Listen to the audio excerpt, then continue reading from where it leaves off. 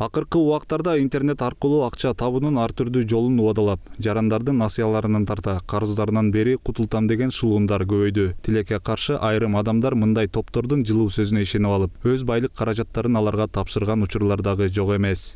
Убагында мындай 500 сом болгонду укканбыз, бирок ишенген да эмеспиз, алган дагы эмеспиз. Мисалы да, азыр мына 500 сомго биз албай атабыз, бирок бир күн, бирок ондай 10 жылда эмес.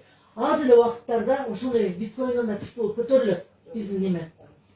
Улуттук коопсуздук мамлекеттик комитети жакында дал ушундай шылымдык кылган топту колго түшүрдү. MCN Coin деп аталган топтун уюштуруучуларынын бири Исрадин Субанбеков 1,5 жылдан бери иштеп келгенин айтып, жалпысынан 2,5 миллион доллар пайда тапканын билдирди. Ошондой эле ал мыйзам бузганын мойнуна алып, бирок элден чогулткан акчаны ээлерине кайтарып бере албастыгын дагы айтат.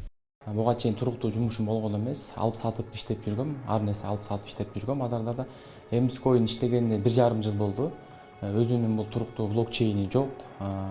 Эптелүү бир мыржага кирип кеткенбиз, Mexis деген мыржага кирип кеткенбиз. Binance'дын блокчейнинен чыкканбыз, VMB деп коет, VMB.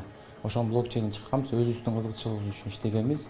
Ошондон мен машина алдым, элиткалуу үй алдым, 570 машина алдым. Будан пайда көргөндө жалпы этеги 2,5 миллион доллардай пайда көрдүк. Белгилей кетсек, учурда интернет аркылуу уюштурулган алдамчылыктын түрдүү жолдору чыгууда. Мисалга, айрым топтор социалдык тармак аркылуу атайын кызматтын же улуттук банктын атын жамынып алып, шылоondук кылса, кээ бирлери кайсы бир суммадагы акча каражатын тез арада көбөйтүп беребиз деген убада берип, элди алдайт. Эми Кудай муса мына силердин MCN'ге 100 долларга чыкты.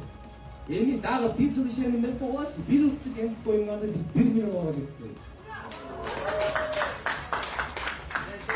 Аллах Таала берип аткан ушул MCN Алматты эгерде Кыргызстан мамлекети туура пайдаланып турган болсо, Американын, Германиянын, башка мамлекеттердин жараны, Кыргызстандын жаранын алганга Кыргызстан мамлекетине келип кыргызып кеткенге учурупка туруп калат.